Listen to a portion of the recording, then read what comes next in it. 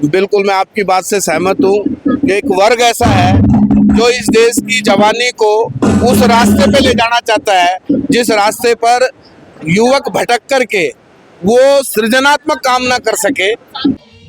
एसडीपीजी college Panipat में 47वें 3 दिवसीय कुरुक्षेत्र विश्वविद्यालय जोनल यूथ फेस्टिवल का शानदार समापन हो गया।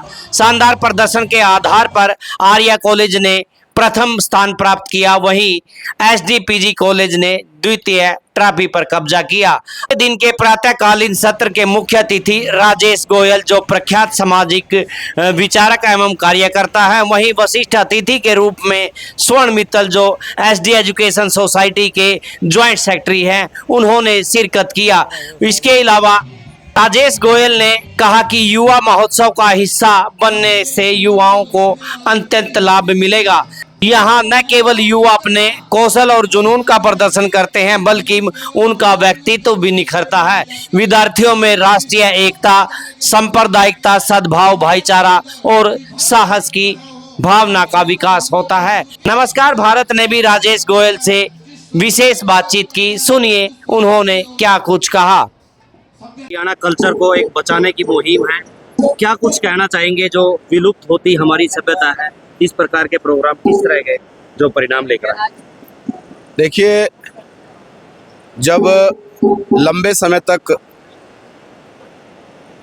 किसी प्रदेश ने आक्रांताओं को झेला हो तो स्वाभाविक है वहाँ की संस्कृति, वहाँ की मान्यताएं, वहाँ के आयोजन वो समाप्ति की ओर जाते हैं, क्योंकि समाज संघर्ष में जीता है तो उन चीज़ों की तरफ ध्यान नहीं दे पाता, जिसके कारण से वो विलुप्तता की स्थिति में पहुंच जाते हैं। और मैं समझता हूँ कुरुक्षेत्र विश्वविद्यालय और ने जिस प्रकार का बीड़ा ये उठाया है, क्योंकि आज अनुकूलता है सर्वत्र, युवक इस देश की संस्कृति को बचाने का प्रतीक है, क्योंकि जब युवा सोच लेता है तो फिर कोई चीज़ ऐसी नहीं है कि वो उसको कर ना पाए।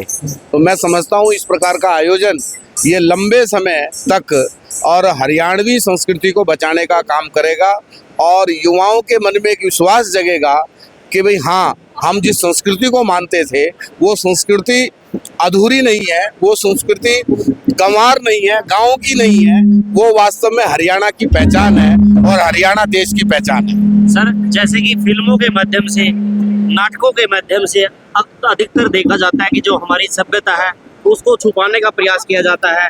फुहड़ता की बात है, अश्लीलता की बात है, वो ज्यादातर देखने को मिलती है। क्या कहेंगे? बिल्कुल मैं आपकी बात से सहमत हूँ कि एक वर्ग ऐसा है जो इस देश की जवानी को उस रास्ते पे ले जाना चाहता है जिस रास्ते पर युवक भटक करके वो सृजनात्मक काम ना कर सके, उसको मूल कामों से हटा करके केवल मनोरंजन और मनोरंजन के नाम पर भी फुहड़ता, अश्लीलता, जो युवा मन की एक चाहत होती है उसका लाभ लेकर के और कुछ लोग ये संस्कृति को और युवा को बिगाड़ने का काम कर रहे हैं। लेकिन आज यदि आप देखेंगे युवा इस चीज को समझ रहा है और अपनी संस्कृति को स्वीकार करके आगे आ रहा है।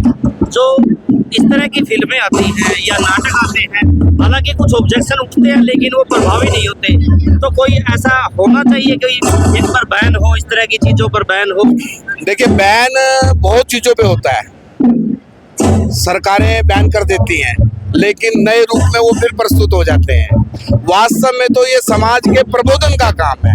जब समाज इसके विरोध में खड़ा हो जाएगा और समाज कहेगा हमको ये स्वीकार नहीं, हमको ये नहीं देखना है, तो फिर उनको मजबूरी में वो सब छोड़ना पड़ेगा। नहीं तो आज आप एक साइट बंद करोगे, एक OTT प्लेटफॉर्म बंद करेंगे, वो दूसरे नाम से खोल लेंगे।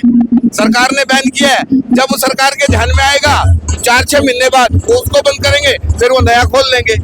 तो वास्तव में समाज में जागृति लानी पड़ेगी और समाज जब खड़ा होगा तो तब ये चीजें बंद होंगी, मेरा समझ। वीडियो अच्छी लगी हो तो हमारे चैनल को सब्सक्राइब करें, कमेंट्स करें, शेयर करें। नमस्कार, जय हिंद।